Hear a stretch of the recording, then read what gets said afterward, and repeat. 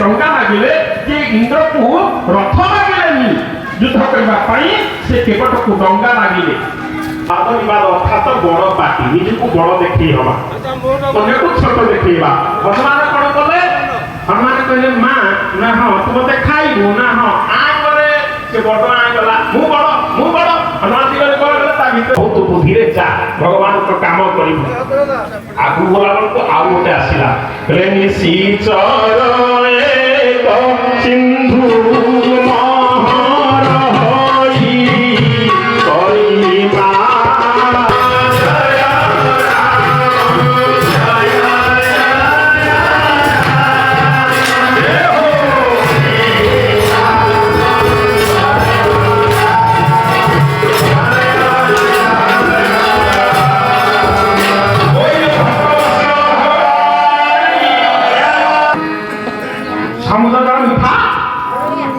दुनिया टी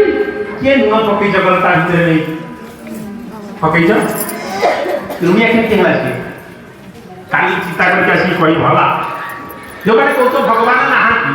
किए नहीं कि ता भीतर नुआ पकई छ जगत जाक सबुटी बड़ फुटले मिठा पानी बाहरजी किंतु समुद्र जाक ये नुआ पकई छ ठीक हिसाब करके कहबो भगवान नाहांती विचार करके कहबो सिंधु महर होई सिंधु बोले समुद्र समुद्र भितर अच्छे मन कर आम रहीचे घर द्वारा कर आम चतुर्पार्श्व जहाँ अच्छी फलमूल विभिन्न प्रकार अच्छी आम खाइबा हम कि नहीं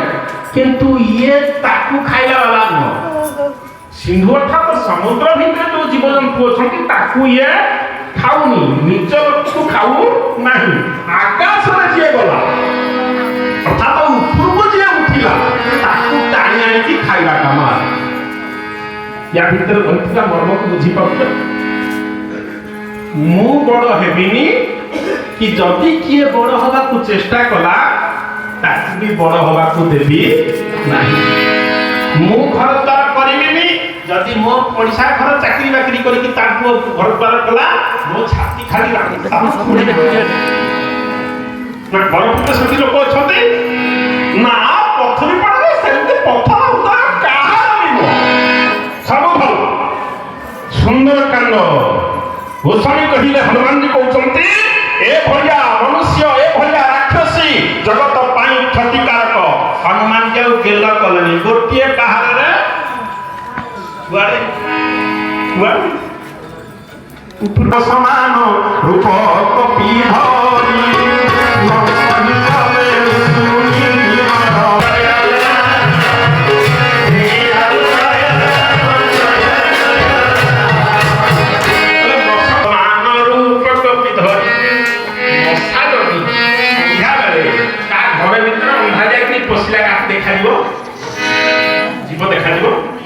हनुमान जी मशा पड़िया है कि पसिले कोठी लंका पड़ले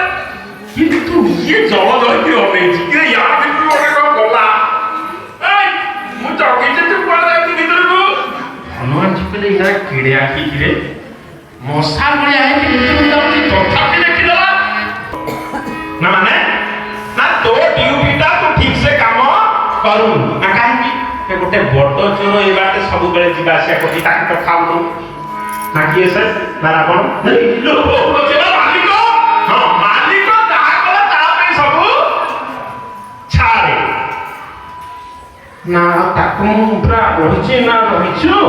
हनुमान जी कोन कले मुटिकाए